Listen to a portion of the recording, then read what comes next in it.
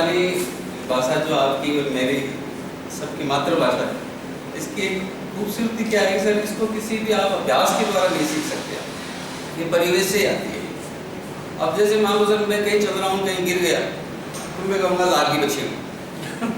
आप कोई व्यापार कर रहे हैं और व्यापार में आपको नुकसान हो गया, तब भी आप कहेंगे लागी बची।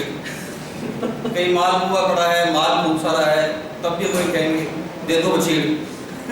तो बछीड़ एक कोई ऐसा शब्द है कि इसको आप कहीं किसी पर्टिकुलर किसी जगह पे आप इस्तेमाल नहीं कर सकते, पर्यायवाची है सर इसके बहुत सारे। तो ये भाषा जो है ये अभ्यास से कभी नहीं आएगी, ये तो आप धीरे धीरे परिवेश में रहेंगे तभी आपको सीख पाते हैं। तो इसी के अंतर्गत 3 कहावतें हमने चुनी है, इसमें एक पहली कहावत आप देख रहे हैं, इसके पीछे एक छोटी सी मैं कहानी आपको बताता हूँ सर। कि एक गांव के अंदर एक व्यापारी होता है, उसके बाद बहुत पैसा है, तो वो अपने मालिश कराने के लिए एक व्यक्ति को रखता है, जहाँ एक शब्द रखा है गोलो। गोला एक शब्द होता है गांव के अंदर, हालांकि मैं इसकी डिटेल में नहीं जाऊँगा। वो व्यापारी की मालिश करता रहता है, तो उसके दिमाग में कुछ कुबुद्धि आ जाती है, वो मारवाड़ी में कहते हैं कड़गोल मारना, तो एक ठोला मार देता है उसके सिर के अंदर। तो व्यापारी सोचता है इसने यार बदमाशी तो कर लिया, अब इसको सबक कैसे सिखाएं। तो उसको 1 रुपया निकाल के देता है एक ठोल के चक्कर। तो गोला सोचता है ये काम ठीक हो गया, एक ठोल मारो और 1 रुपया मिलता है।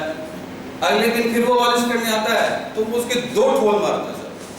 व्यापारी सोचता है यार ये मानेगा नहीं, ऐसे तो ये तो लगातार अपनी को बुद्धि पे आ गया है, उसको फिर वो 2 रुपये देता है।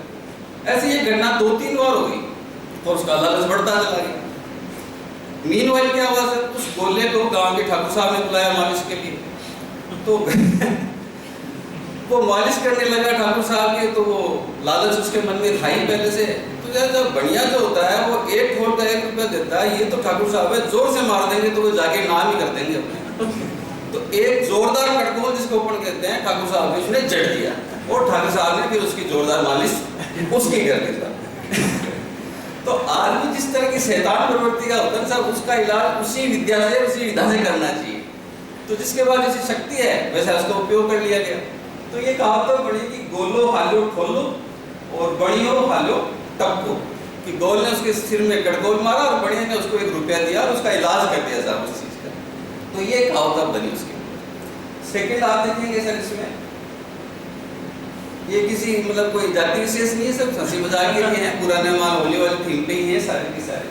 क्यों कन्नड़ साहब नहीं है, कल को मेरे क्लेम करते हैं कैसे कह रहे हैं। ठाकर को मंडेड़ो ही गुरु सर, ये एक छोटी सी पंक्ति है। गांव के अंदर एक व्यापारी ने एक बहुत बड़ी सुंदर हवेली बनाई। तो नेचुरल था कि गांव के अंदर हवेली सुंदर बनी तो पैसा होगा तो गांव के जो डाकू लोग हैं वो उस पर अटैक कर सकते हैं, पैसा छीन सकते हैं।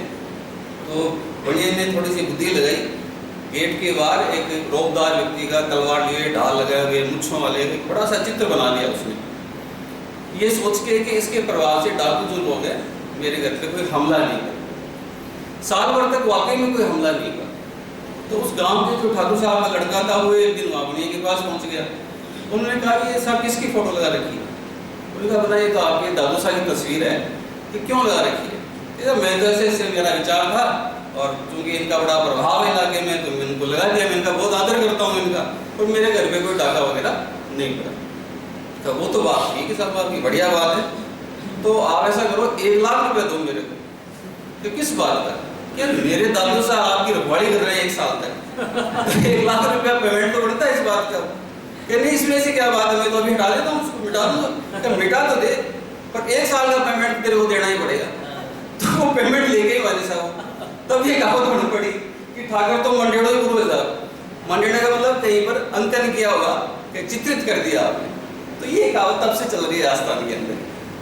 तीसरी आप देखिए सर, बाबा जी थारा चरना कोई प्रसाद है। एक गांव में एक धूर्त व्यक्ति होता है, उसके घर में बाबा जी आ जाते हैं, वो अलग निरंजन का जाप करते हैं और कहते हैं बच्चा मुझे कुछ नाश्ता पानी करा। तो वो धूर्त व्यक्ति कहेगा कि कहाँ पैसा तो अपने पास है ही नहीं, कहाँ से कराएं उसको। तो बाबा जी ने अपने जूते चप्पल बाहर खोले थे, ताम कुमड़ा जिसको बोलते हैं अपन रास्ता के, उनको गेट के बाहर रख दिए, उसको अंदर बुला लिया, खाने वगैरह कार्यक्रम चलवा दिया।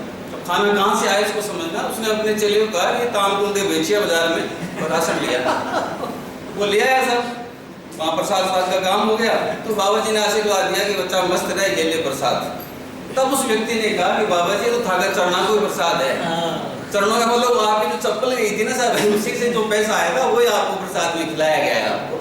तो ये कहावतें थी आपको। आपको अपनी जड़ों से जुड़े रहने के लिए धन्यवाद।